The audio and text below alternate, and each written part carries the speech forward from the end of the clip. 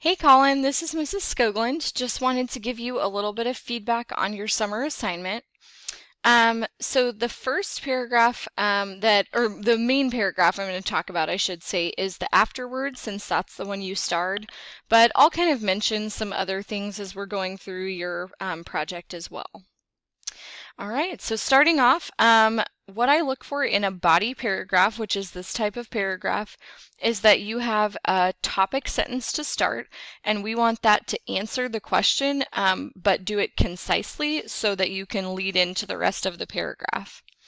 I think, Colin, in this particular case, and in some of the other paragraphs I noticed too, I think you could be a little more specific with your topic sentences.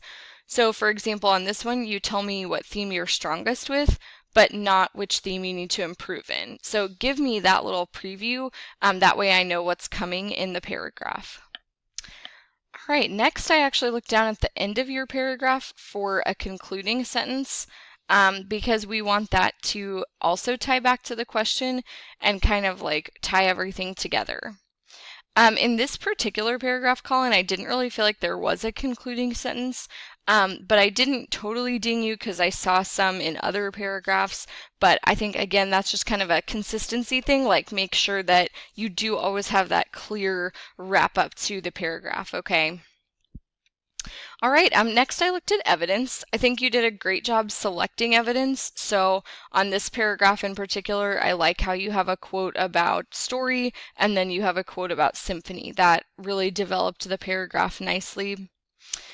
You're also like super close to being able to embed evidence well. So this first one is great. You have like Pink said, blah, blah, blah, and that's really nice. But this second one, if I read it out loud, I'm going to say, things that don't seem to be connected, despite the fact that people who hope to thrive, blah, blah, blah. So notice this one is different than this one. I didn't pause, it shouldn't have a comma, and because it's not separated, we're not going to capitalize it. And we'll learn a lot more about that even this week, but just kind of something to note there, that those little detail things.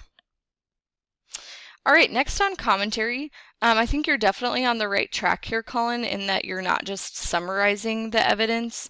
I especially liked, I think down here, yeah, this piece, you told me which theme you want to work on, and you actually said how you're working on improving that. So I thought that was really great. I think up here, again, this commentary wasn't bad by any means, but it didn't have that specific example or connection like the last one did. So I would just encourage you to always, think about expanding your commentary and making it even more developed and relevant. Okay, lastly, I looked at citations and conventions. So conventions I thought looked pretty good. Like I could tell you definitely proofread. There were a few like comma and apostrophe things as I read through the project, but nothing major. I do want you to work on your citations. They should have Pink's last name and the page number. They should always end with a period, and there's no punctuation at the end of the quote. So kind of some things to go back and work on there.